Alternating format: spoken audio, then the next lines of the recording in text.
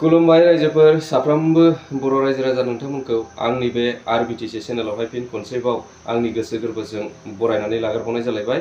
तो लोगोफोर आसा खालामो नोंथांमोना इसोरनि अननायाव गासैबो मोजाङै दं होननानै आरो लोगोसे नोंथांमोना जुदि भिडिअखौ नायदोंब्ला जोबजासिम स्किप खालामालासिनो नायलांगोन होननानै आरो लोगोसे नोंथांमोना जुदि चेनेलाव गोदानब्ला अननानै साबस्क्राइब शेयार आरो लाइक कमेन्ट खालामगोन होननानै। तो लोगोफोर आं दिनै नोंथांमोननि सिगाङावहाय मोननैसो आपडेट लानानै फैदों। बेनो जाहैबाय जोंहा आथिखालाव सोलिबाय थानाय जे फैगौ लकसभा बिसायख'थिखौ नोजोर होनानै जे मोनफ्रोमबो राजनितिक दलफोरा गाबागाव दोलोखौ गोख्रोंनिफ्राय गोख्रों खालामनो थाखाय खामानि मावनायखौ जों नुनो मोनदों। दा बेनि सोमोन्दैनो आं फंनैसो नोंथांमोनजों रायज्लायनो बा शेयार खालामनो होननानै बे भिडिअखौ खालामनाय जादों लोगोफोर।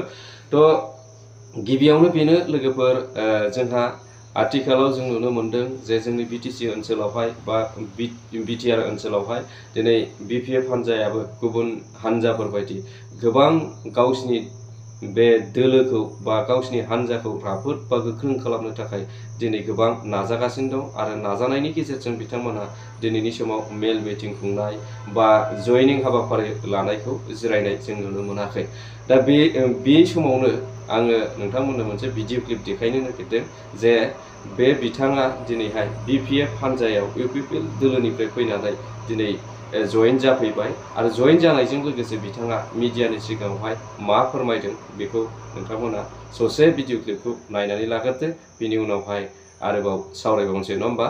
तो फैदो बिदिब्ला।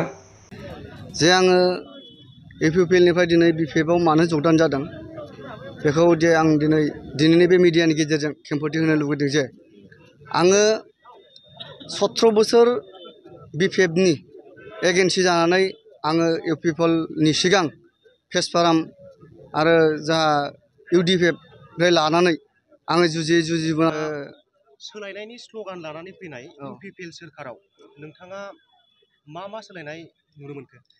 दाथ' दानि जेनोखि परिस्थिति सोलायनायखौथ' जोङो उल्थासो नुबाय।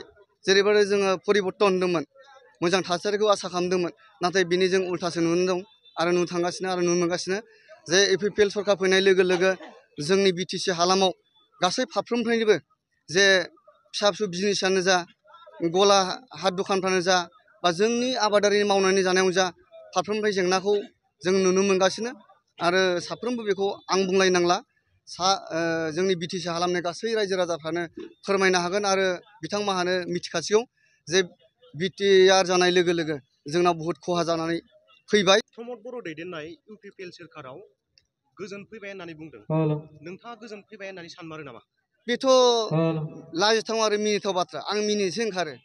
गोजोन होननानै बुङोब्ला माखौ लानानै जों गोजोनगोन? दिनै जोंनि गोरिब गुन्द्राया जेरैबायदि मेगनाव मोदै दं आरो बे मोदैखौ फुगारनायनि उल्था आरो बे बांसिनसो जोंखौ सख'गासिनो दं। आं बेखौ रोखा आङो बुंनो हायो। मानोना बिथांनि गोजोन सरखार होननानै बुङोब्ला बेखौथ' आं बुङाबाबो सोलिसिगोन। मानोना मोनफ्रोमबो जोंनि बे बिटिसि हालामाव जोंनि गोरिब गुन्द्रानि रायजो राजानि संसार जानायखौ जों दिनै मिडियानि गेजेरजों निउसनि इउटुबनि गेजेरजों नुगासिनो दं। दिनै जेराव गोजोन थासारि होनबाय, जेरै राजनितिक पार्टिनि बाथ्राखौनो होनदो, दिनै एनडिएफबिनि बाथ्राखौनो बुंदो, बिथांमोननि जेंनाखौ सुस्रांनांगौआ बिथांमोनहा माबायदि बुंदोंमोन रहस्य गोनां। नाथाय दिनै जोंनि एनडिएफबि बिथांमोनहा 37 बोसोर नांबोनाय हारिनि जाथिनि नांबोनाय बिथांमोननि भिलु आरो बेसेना आरो बिथांमोननि गोजोन थासारिया बहा? तो रायजोफोर नोंथांमोना बे ससे भिडिअ क्लिपखौ नुनायजों लोगोसे खोनाबायबो आरो लोगोसे नोंथांमोना बुजिबायबो होननानै आं साननानै लाबाय। बेनो जाहैबाय बिथाङा इउपिपिएल दोलोनि सासे गोख्रों सोद्रोमामोन बा मावथिमोन। बिथाङा दिनैनि समावहाय बिपिएफ हान्जायाव जयेन जाफैबाय बा बिथाङा बिपिएफ हान्जायाव हाबफैबाय। दा बिथाङा जयेन जाखांनायनि उनाव दिनै मिडियानि सिगाङावहाय मा फोरमायखो बिनि सायावसो आं नोंथांमोनजों रायज्लायनो लुबैदों। जे मिडियाफोरा बिथांनाव सोंदोंमोन जे दिनैनि समाव रुलिं गभर्नमेन्ट बा इउपिपिएल सरकार बा प्रमद बर' सरकारा दिनै बुंगासिनो दं जे गोबां सोलायनाय फैबाय होननानै। दा बिनि सायाव नोंथाङा मा बुङो होननायाव बिथाङा मा फिननाय होदों जे बिथाङा बुंदों दिनैनि समाव सोलायनाय होनोब्ला जोंथ' नुवाखै, नाथाय उल्था फारसेजों थांबाय थानायखौसो जों नुनो मोनदों। बे बाथ्राखौ बिथाङा फिन होदों आरो लोगोसे मिडियाफोरा सोंबावदोंमोन बिथांनाव जे दिनैनि समाव रुलिं गभर्नमेन्ट बा इउपिपिएल सरकार प्रमद बर' सरकारा गोजोन फैबाय बा सान्थि फैबाय होननानै बुंगासिनो दङ। दा बिनि सायाव नोंथाङा मा बुङो होननानै सोंबावनायाव बिथाङा फिन होयो जे गोजोन फैबाय होनोब्ला आं लाजिनोबो ओंखारो आरो मिनिनोबो ओंखारो होननानै बिथाङा फिन होदों। नाथाय दिनैनि समाव मानो बिदि बुंदों जे गोजोन फैबाय होननायखौ दिनै बिथाङा मानो लाजिदों बा बिथाङा मानो मिनिनो ओंखारदों? सोंथिया बेसो गिदिर जादों, नंगौना नङा रायजोफोर?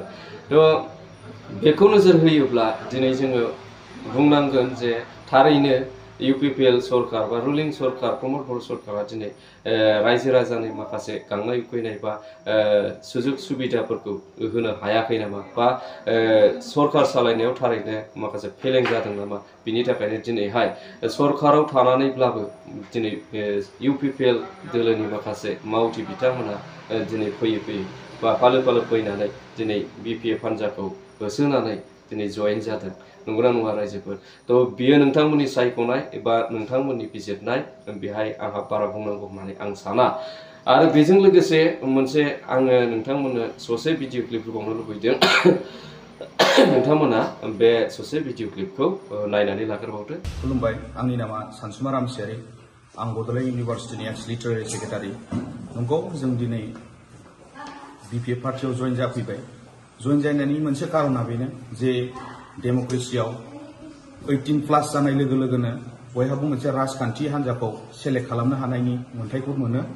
दा बे हिसाबै जोंबो BPF हान्जाखौनो सापर्ट होननानै ओंखारबोदों आरो जोंखौ फर्सफुलि रावबो लाबोआखै। जोंनो गोसो जानानै जोंनो फैदों। आसा खालामो फैबाय थानाय समफोराव रायजो राजानि मोजां खामानि मावलांनो हागोन, बेखिनिखौनो मिजिंथिबाय। जेनेबा दाथ' रुलिं गभर्नमेन्ट मोनसे दङ, UPPL गभर्नमेन्ट, जाय BJPजों एलायन्स जानानै मोनसे गभर्नमेन्ट दादों। बे प्रमद बर' दैदेननाय UPPL सरकाराव थाङैनि मेन कारनानो जाबाय आंनि पार्सपेक्टिभआव जेसेबांखिनि मावनांगौमोन, जेसेबांखिनि जानांगौमोन, बियो जायाखै। आरो हाग्रामा महिलारि सारा जेसेबांखिनि मावलांबाय बेजों एसेबो रुजुजाथावा दिनैनि दिनाव। थ' नोंथांमोना बे ससे भिडिअ क्लिपखौ नुबाय नङा होमबा? आरोबाव दा बिथांमोनहाबो दिनैनि समाव मानो BPFआव जयेन जाखो, दिनैनि समाव बिथांमोना मिडियानि सिगाङाव मा बुंखो? बिथांमोना जाहैबाय जोंनि बड'लेण्ड इउनिभार्सिटिनि बारग' फरायसा।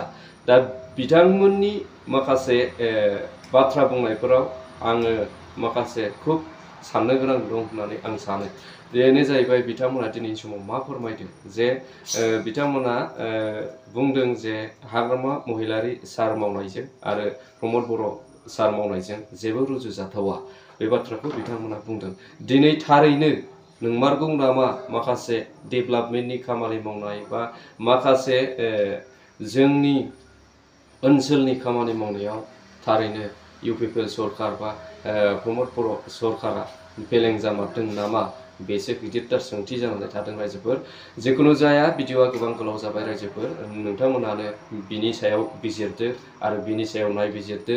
सोर मोजां सोर गाज्रि बे गासैबो बिजिरनांगौ बा गासैखौबो सायख'नांगौआ नोंथांमोननिनो बा रायजो राजा नोंथांमोननिनो।